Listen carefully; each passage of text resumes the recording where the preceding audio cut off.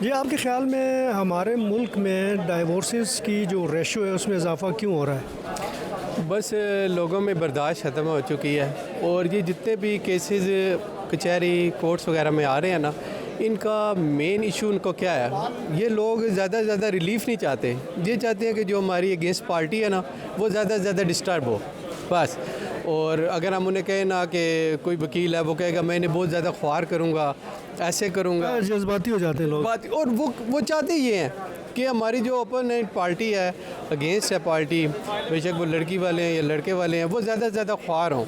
तो यहाँ पे बस वो यही चाहते हैं, वो उन्हें रिलीफ मिले या ना मिले। रिलीफ से मतलब जो उनके जेल का सामान है या उनके जो हक महर में लिखा हुआ है, वो ज़्यादा से ज़्यादा मिले या ना मिले, लेकिन मेन मकसद क्या है कि लोगों को तंग किया जाए। यानी आपके ख़्याल में जो पार्टी इन डिस्प्यूट्स होती हैं, वो चाहती है कि हमारी टांग ऊपर हो, एक चाहती है मेरी टांग ऊपर हो, दूसरी चाहती है मेरी टांग। बिल्कुल ऐसा ही है। अब देखें ना, अगर इन फैमिलीज़ को चाहिए कि ये कोई किसी को एक दूसरे से ऊपर तो नहीं दिखाना होता, कि ये तो मसाइल को हल करना होता है, तो उन्हें चाहिए कि आपस में बैठ के अगर किसी की मिस्टेक है वो एक्सेप्ट कर ले।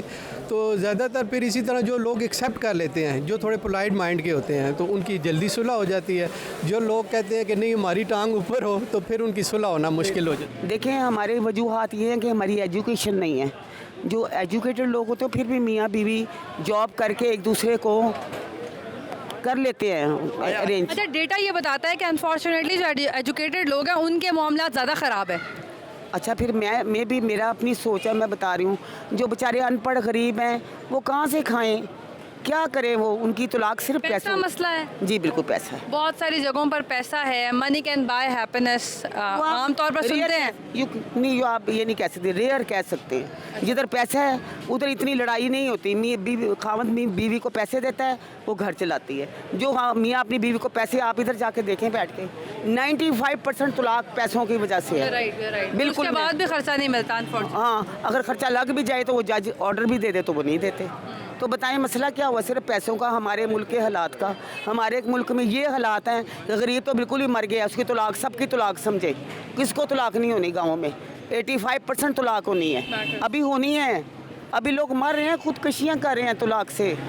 बेटियाँ जवान मर रही हैं जिनकी शादियाँ नहीं हो रही। आप जाके ऊपर जाके पूछे तो सही, जो अंदर बैठे हैं कैसे तलाक, जवान लड़कियाँ वो दूसरे से शादी कर रहा है, कोई किसी से कर रहा है, पैसे नहीं है। सारा कहता है जी अमीर लड़की ढूंढ लो, पैसे वाली। लड़का कहता है अमीर लड़की ढूंढो, लड़की कहती है मैंने अमीर बंदे से करनी है। वाकई बात सही है। मैं सही कह रही हूँ? आप भी इस फील्ड में हैं, हर बंदा कहेगा किसी अमीर लड़की से करा दो ना मेरी शादी, मेरे हालात अच्छे हो जाएं। और लड़की कहती है मेरे किसी अमीर लड़के से शादी। मिडिल क्लास इवन गरीब लड़कियाँ कहती हैं हमारी बहुत करोड़पति बंदे से शादी है।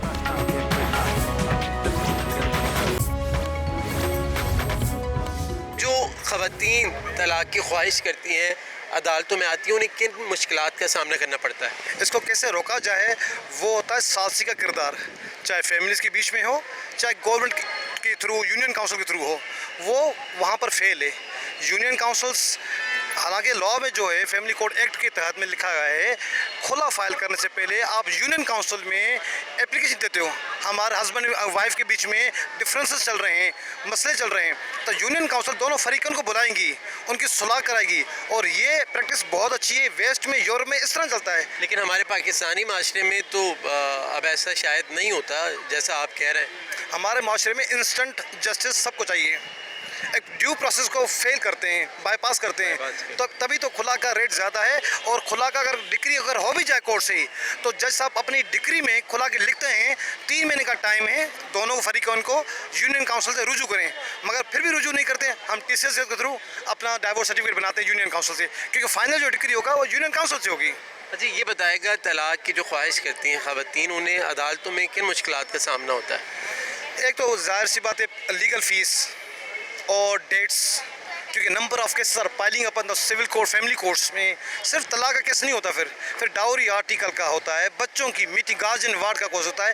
एक केस के जब आती है लेडीज़ आती है तो 3 केस को फेस करना पड़ता है उनको, तो लीगल कॉस्ट ऑब्वियसली बढ़ेगी और कोर्ट का बर्डन बढ़ेगा। यूनियन काउंसिल कुछ नहीं कर रही है ताकि गवर्नमेंट ऑफ सिंध प्रमोट करे। जैसे अब सिंध हाई कोर्ट ने एक गाइडलाइन इशू की है सब कोर्ट्स को, कंज्यूमर प्रोटेक्शन एक्ट को, राइट को प्रमोट किया जाए। इसी तरह मैं ऑनरेबल हाई कोर्ट से गुजारिश करूंगा ताकि यूनियन काउंसिल का भी रोल बढ़ाया जाए ताकि फैमिली कोर्ट का बर्डन कम हो।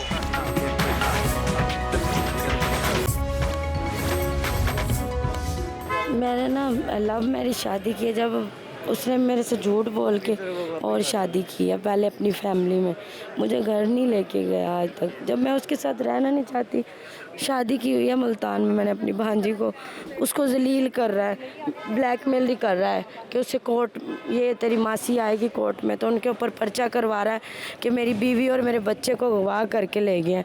मैं अपनी मर्ज़ी से आई हूँ अपने बहन भाइयों के पास, मैं उसके साथ नहीं रहना चाहती, फिर बच्चों को, मेरे बहन भाइयों को क्यों जलील कर रहा है? क्यों नहीं रहना चाहते? बस मैं नहीं रहना चाहती उसके साथ। क्या अपील करना चाहती हैं? बस मैं यही चाहती हूँ कि मेरा बच्चा मेरे पास रहे, मैं कुछ भी करूँ, मैं अपने बच्चे को, मेरी भांजी को वहाँ मुल्तान शादी हुई, उसे जलील कर रहा है, ब्लैकमेल ही कर रहा है, ठीक है। और मैं क्या यही चाहती हूँ कि मुझे इंसाफ चाहिए। मेरा बच्चा जब बड़ा होएगा, बालक होएगा, इसकी मर्ज़ी होएगी तो अपने बाप के पास चला जाए। ऐसे मैं अपने बच्चे को नहीं देती रुलने के लिए, क्योंकि उसकी शादी हुई है, उसमें से उसके 2 बच्चे हैं, वो इसे कैसे संभालेगी?